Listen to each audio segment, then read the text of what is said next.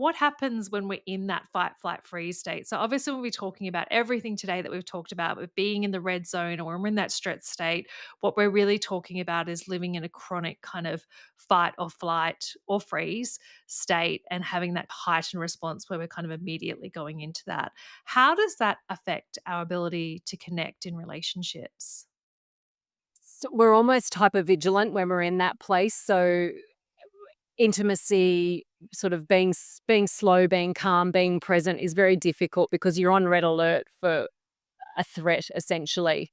So, and as we talked about, there's often this real intensity to our behavior when that's happening. So it can be very difficult to come, you notice that it might be that someone's sharing something, trying to be vulnerable with you, and you're off thinking about the 6 things you haven't done that you need to get done that night, and you miss the essence of what they've shared, and then they can feel that, and so then there's this distance that pops in, and it's not because you don't care, but it's because you're in this red zone of running at a million miles an hour, whether you're showing that to the other person or not, it might be all happening on the inside, but you're not present, and you've not really heard the depth of their concern or just how much this matters to them, or and it might be a partner sharing that, or it might be, I was gonna say for children, the little things are the big things, but I think the little things are the big things for all of us.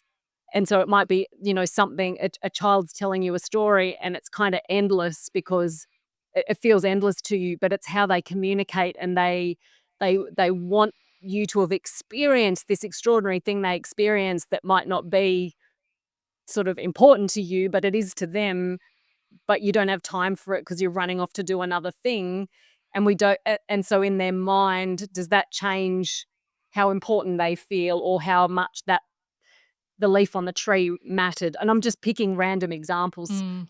So when we're running at a million miles an hour in that fight or flight or freeze response, it's the lack of presence, I think, that can be, there's many contributors, but that's one of the big things I think that can be a big disruptor to any kind of relationship.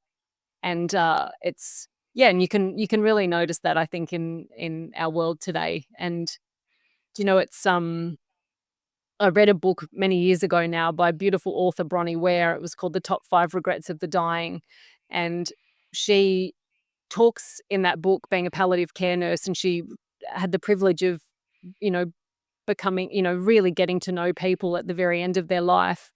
And they describe the things that they're going to miss the most as the most ordinary things, like the night sky or their partner's face or their dog's fur or the smell of freshly cut lemon. And we have all of that right now. And I think we need to let ourselves have what we already have, because I think that's what joy is all about. And joy gives us a lot of energy. And when we're in that fight or flight response all the time, we miss what's here right now. So, we're just, when we take the rubbish out at the end, take the rubbish out at night, you're just in the, I've got to get this done, and then I've got to do this, and then I've got to do that. And it's all the doing. And you've just walked outside to one of the most magnificent things you could ever witness with human eyes, is to look up at a clear night sky, and you miss it because we're so in our head.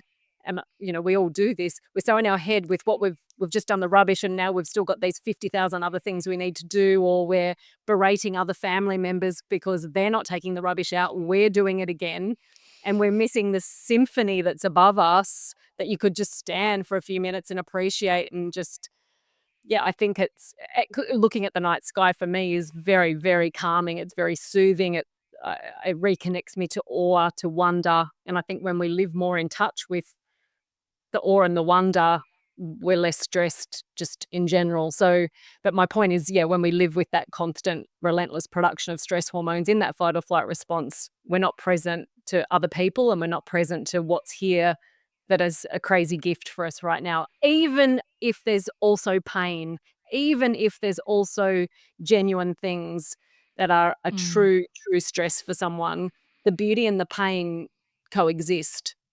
We're just usually very focused on one or the other, and I liken it to the clouds going over the face of the moon. The moon doesn't disappear, it's just the clouds are in front of it. So the moon and the clouds are both there. It's just we're focused on the clouds when the clouds in front of the moon. And I think we do the same thing with when we have patches where we think, oh, life's really amazing, even though it might be full on, it's amazing. And then we go through patches where it's sort of the same amount of full on, but we're like, this is hard, this is terrible, this is, or there might be genuinely, truly painful things going on. But the beauty and the pain, yeah, coexist. And I think when we're in that intense fight or flight place all the time, we forget that.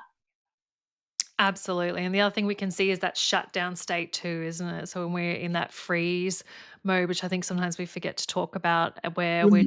we are disconnected or we are in that avoidant state, and so we're not really present in that moment. How does the nervous system show up in relationships? So when that we have that nervous system stress, how does it show up in relationships? I think it's probably different for everyone, but it's certainly not with usually with connection. It's usually not with um, openness, with vulnerability. We're in a protection mode.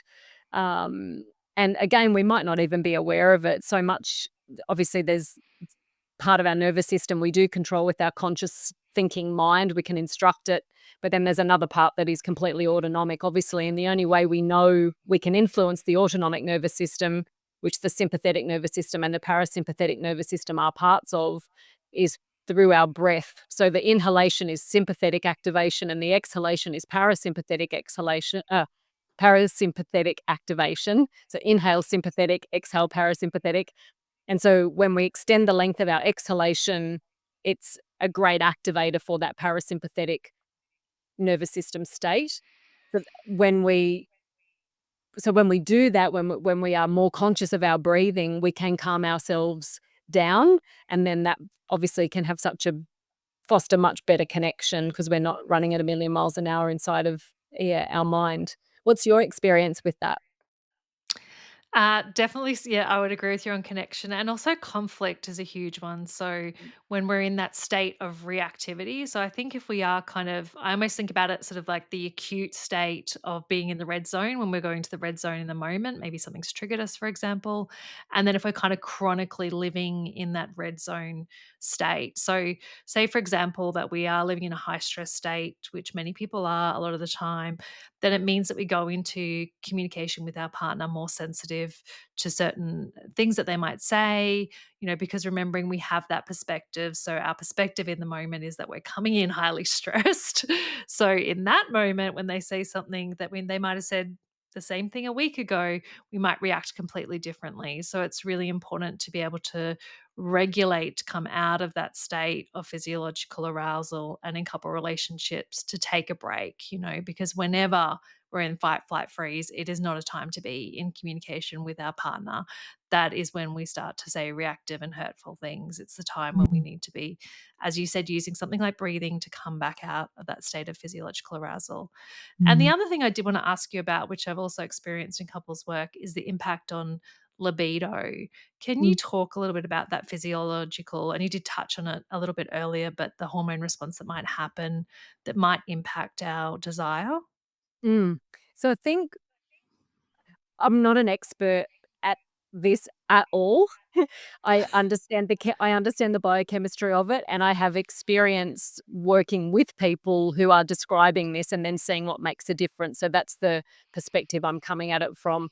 And before we touch on the hormones, I would say more often than not, the thing I it wasn't my place to say it, but sometimes if I was working with 2 people in a relationship and that's was their frustration or they were trying to come at it from a nutrition perspective to improve that, I used to think you need to you need to like each other again. That so many people were still in a relationship, but in that they probably can like each other again, of course they can, but there was so much resentment from Mhm. things that had gone down, and I think they're sort of blaming hormones when it's more the work of a psychologist to help bring them together again in a with shared values, with support, with understanding, with both of their needs being met. I don't mean sexual needs, I mean, their day-to-day needs being met, their emotional needs being met more before that connection could be reestablished. So I do Absolutely. Yeah, and that's not my area, but I used to sit there and sort of see that and think that I love that they're trying to improve this, and I love that they're thinking of nutrition first. That's what they were there to see me for. But there's a lot of sort of family dynamic work that kinda needs to go on before they're gonna think each other's hot again, kind of, you know? So, Yeah. there's that, which is, yeah, not my area, but I feel that that sorta needs to be addressed. And also, of course, if we're not looking after ourselves with nutrition, if we're relying on lots of ultra processed food, you know, consciously or unconsciously, we might be judging ourselves. We might have lost body confidence. That can all be at play as well. But then, from a hormonal perspective, as we talked about already with men, testosterone is one of the hormones that's key for libido. And when we are constantly producing stress hormones, cortisol is made through that same pathway that where testosterone is made. It's um, like we said, from cholesterol down to few changes and then to progesterone, and then that will either become testosterone, estrogen, or cortisol. And so testosterone production can be compromised when we are constantly living with that stress response. So changes can be made there as well, obviously, by truly addressing stress rather than just thinking it's something we have to put up with and tolerate. But I, great news. For example, zinc is very important for uh, us, for men and women, to be able to produce hormones. And iron is the most common nutritional deficiency in the world, and zinc is number two.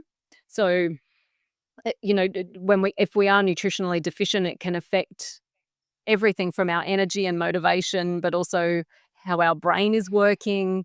We need iron to be able to make GABA for calm, dopamine for motivation, serotonin for contentment, melatonin for sleep. So nutrition does go a long way to, I think, helping to restore libido.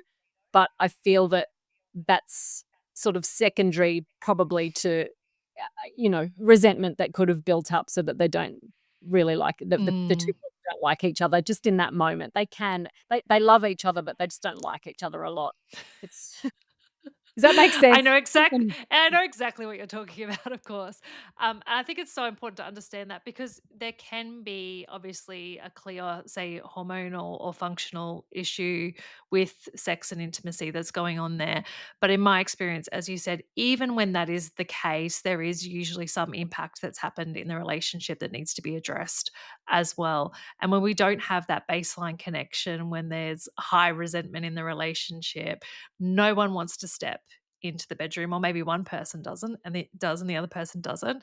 But it's really important to address those issues either first or alongside whatever else may need to be addressed in the relationship. You're absolutely right. And I'm really glad that you highlighted that because I think it's such an important point and can be so misunderstood that sort of, oh, okay, if there's a libido issue, I just need to take this pill or I just need to do this thing and it will all be fixed. And it doesn't necessarily work that way. It's a little bit more complicated. So, addressing the relationship dynamics, having good communication around that is so fundamental. When I'm working with clients, I talked a little bit earlier, I want to get practical with you for a moment. I think about those strategies that might be helpful in those two levels. So I talked about that kind of like immediate nervous system reset that we might need. So this is both for individuals, obviously, and could be in a couple context. But in those moments, maybe we're at work or we're having road rage, but we're having, that kind of acute moment of stress. We need a strategy there, but we also need those strategies that are around long term prevention and reduction or management of stress, moving us away from being kind of chronically stuck in that red zone state. What are some practical strategies people can use, firstly, in the moment to calm the nervous system? Mm. So, what I could conscious breathing first. The mind follows the breath, and so slowing our breathing down. So, if you get into that heightened state, the first thing to obviously notice is how you're breathing, because you are in control of that, and you can choose to slow it down. Mhm. Breathing in and out through your nostrils helps to retain carbon dioxide.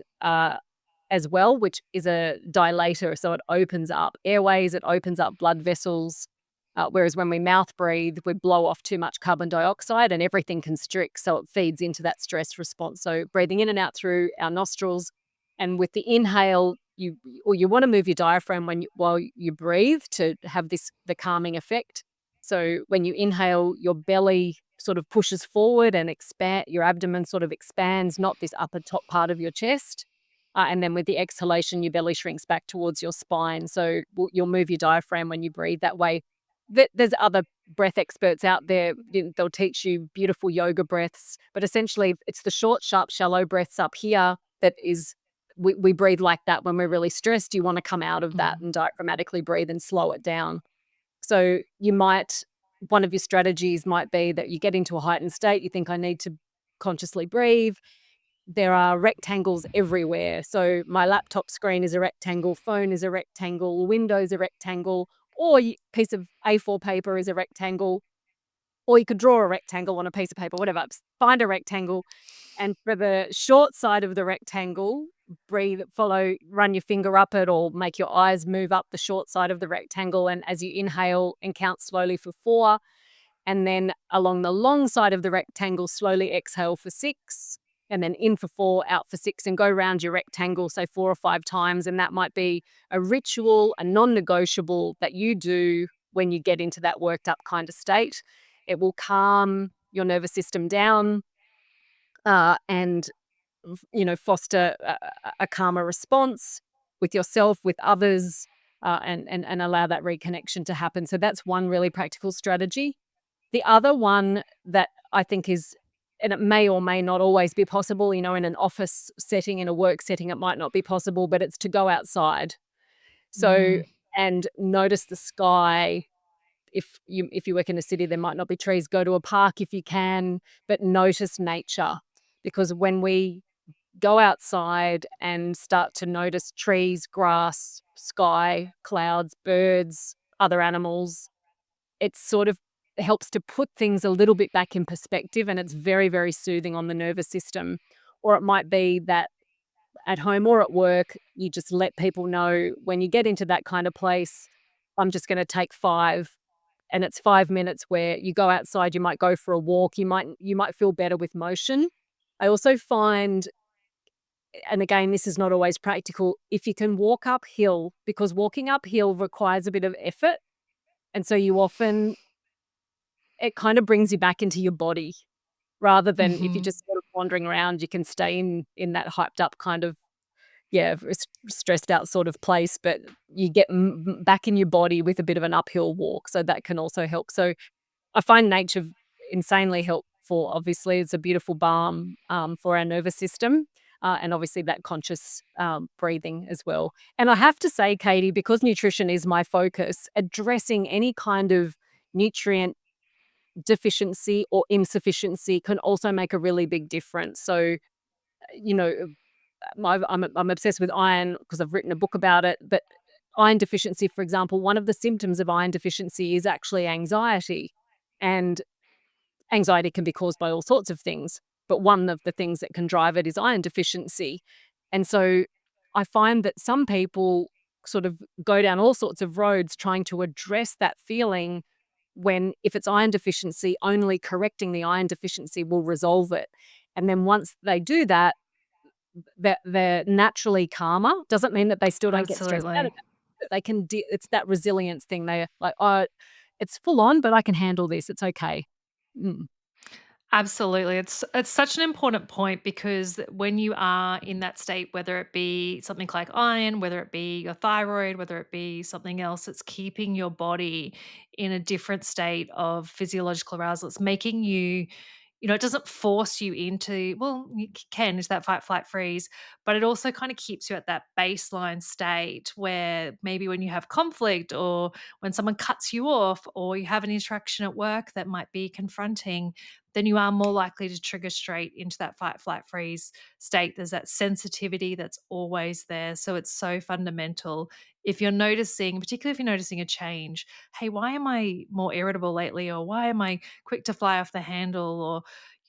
Or even if it's feel like it's been that way for a long time, maybe you have had iron deficiency forever.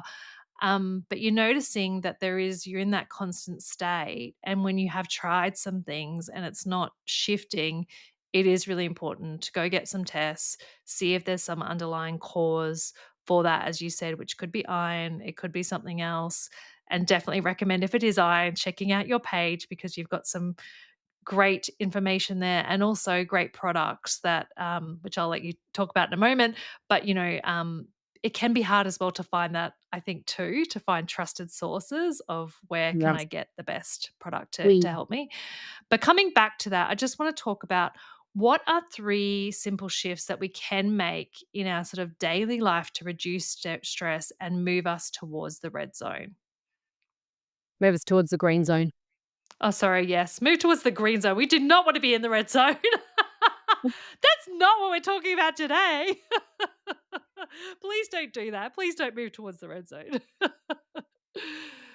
So I get sorry to sound like a broken record, but again, conscious breathing, I think, is a game changer, obviously, to activate that beautiful calm arm of the nervous system. Yeah, again, nature, correcting iron deficiency, they're all incredibly important. But it's also the part of it, I think, is we stress because we care. And so I think part of this experience is recognizing that you get stressed because you've got a really beautiful heart. If you didn't Mm, care, you wouldn't stress. So part of it is in the recognition of the beautiful human that you are. It's just that it's not just that you've got a beautiful heart because you care. We need to take it a bit further. You also care what others think of you. And so it's recognizing that, I think, as little humans, we needed the approval of others to literally survive because they had to give us food and clothing and shelter so we could make it. But as adults, we don't, it's a life with love and approval in it is gorgeous, but we could get by without it because we can get our own food and clothing and shelter. But I think a lot of us unconsciously operate as if approval is still essential to survival. And feel that that's where I feel that that's probably the hardest work to do. We can all, lock in and go, right, I'm going to consciously breathe next time I'm stressed. I'm going to go outside and, be in awe of nature the next time I'm stressed. We can do that. And I'm not taking away from that. They're tools I use every day. They're very powerful. And also this inner work, though, of recognizing who we perceive we have to be to maintain or gain the approval of others. If when we do that kind of work, I find that that's where much bigger shifts happen. And then your choices are way more your own rather than coming from a place of what will they think if I don't say yes to that, or what will they think if I don't do X, Y, Z when it might not be what you really want to do. So I find, yeah, the road in for all of us can be very different. And I think it's all a work in progress for all of us.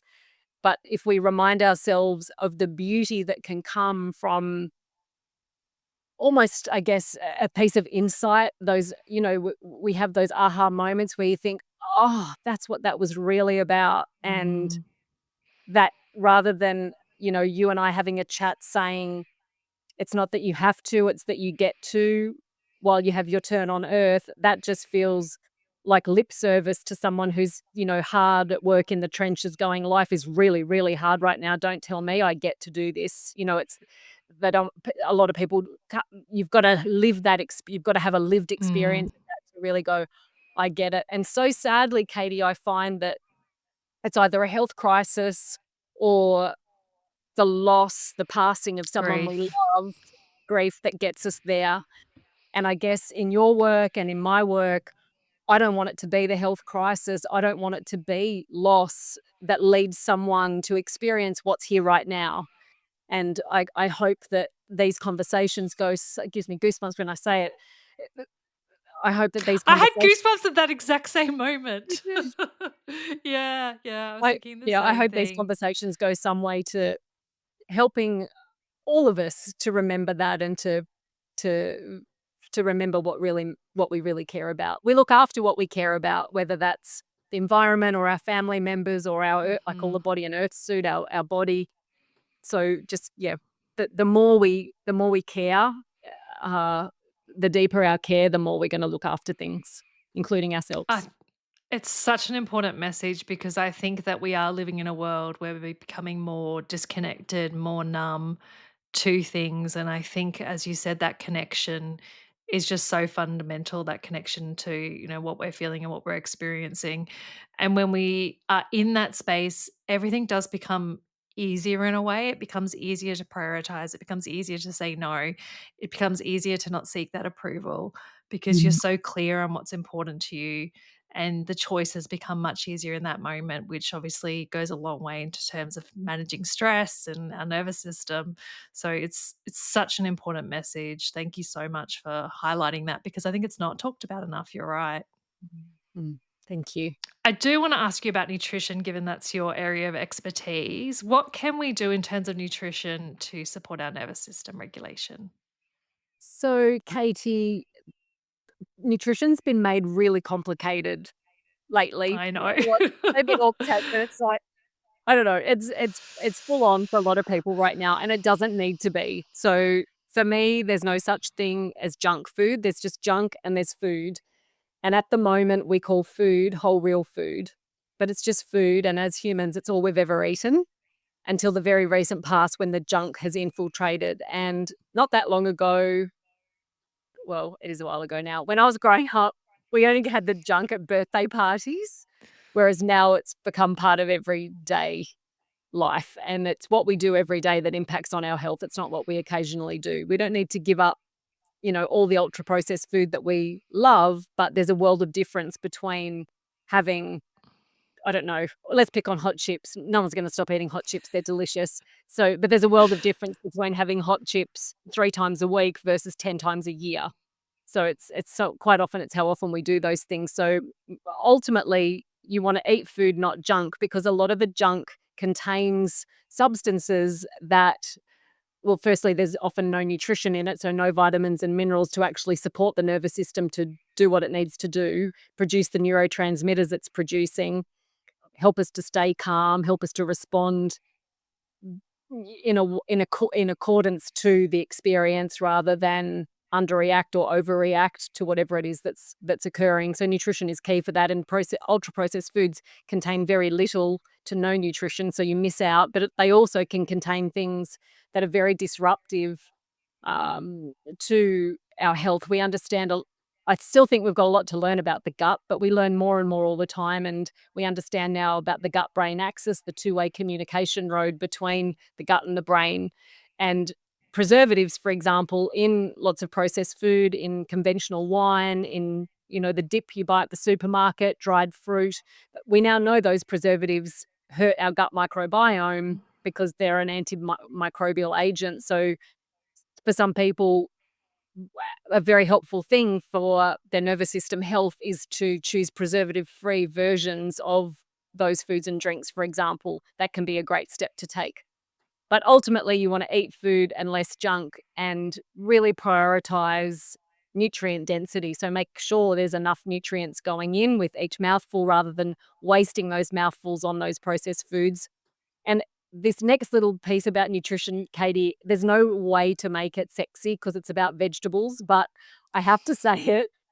So as adults, we're told we need a minimum of 5 servings of vegetables per day. That's just for average basic health. That's not for kick it out of the park, awesome levels of health and energy.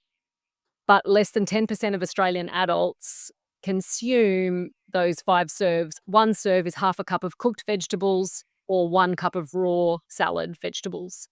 So we're not doing well in those stakes. And vegetables contain all sorts of unique compounds beyond just their vitamins and minerals that actually are incredibly beneficial for our brain and protecting many aspects of our nervous system health. So uh, thinking or reminding yourself to eat more vegetables and finding creative ways to do that if you Mm. need creativity. Uh, all of that is very helpful. And then people don't love this bit, but I need to say it. Obviously, caffeine from any source is a stimulant and it leads us to produce adrenaline. And for some people, that they might be really chilled out and that just means their brain focuses a bit better for a few hours. Whereas for other people, any amount of caffeine overstimulates them and that they already might have high circulating levels of adrenaline because of what's on their plate or trauma or just what they're trying to handle right now. And so caffeine can put them into a very uncomfortable place, and it's not innocuous. So notice, my message is always notice how you respond to caffeine Mm.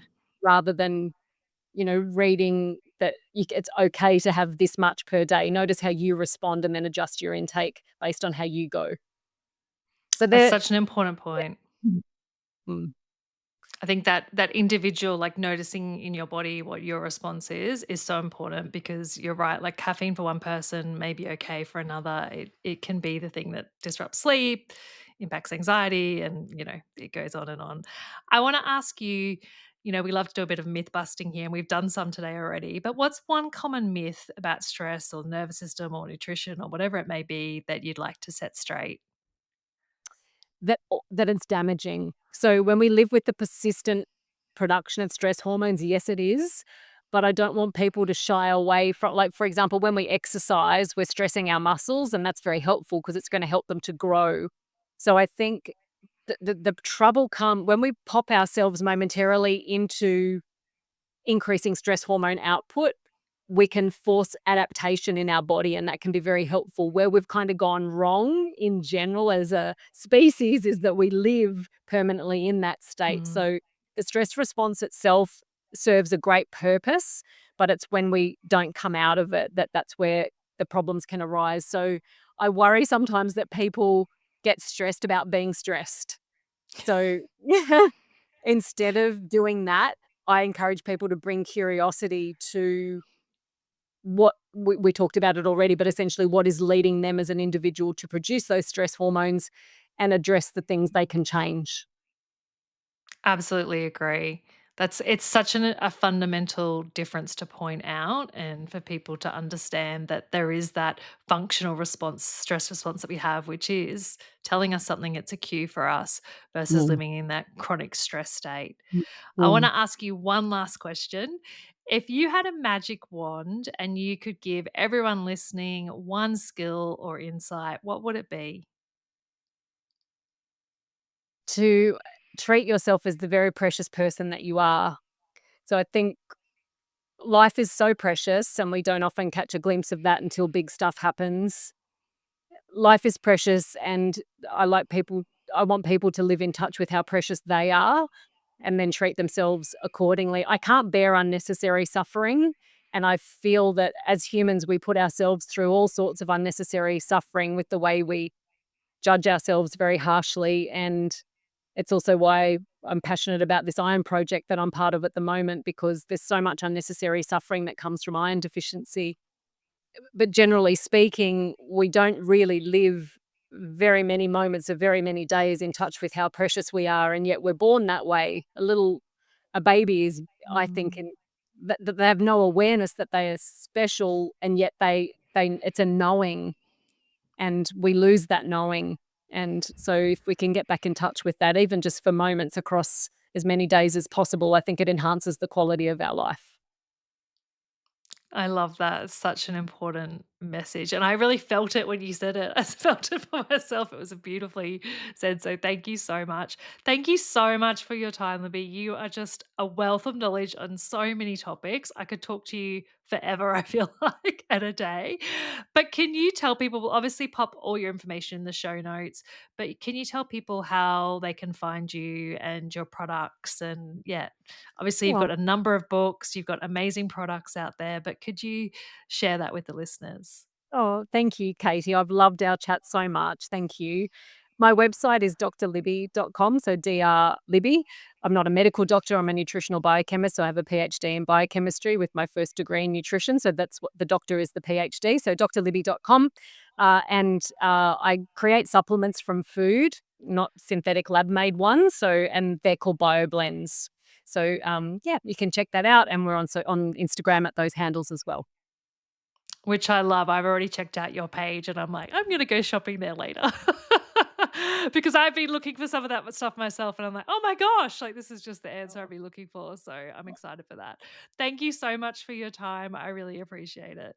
Oh, thank you, Katie. Thank you for how much you care. It's such a felt experience talking to you. You know, we talk about connection face to face and how important that is. I can feel it through the video, and I hope that people can hear it if they're just listening or watching online, because you know that it's such an important message, but also the way you're delivering it and the way that you are getting people to think about how they live their lives. Thank you. That's so generous. Well, you too. Thank Thank you you. for being so open to this chat.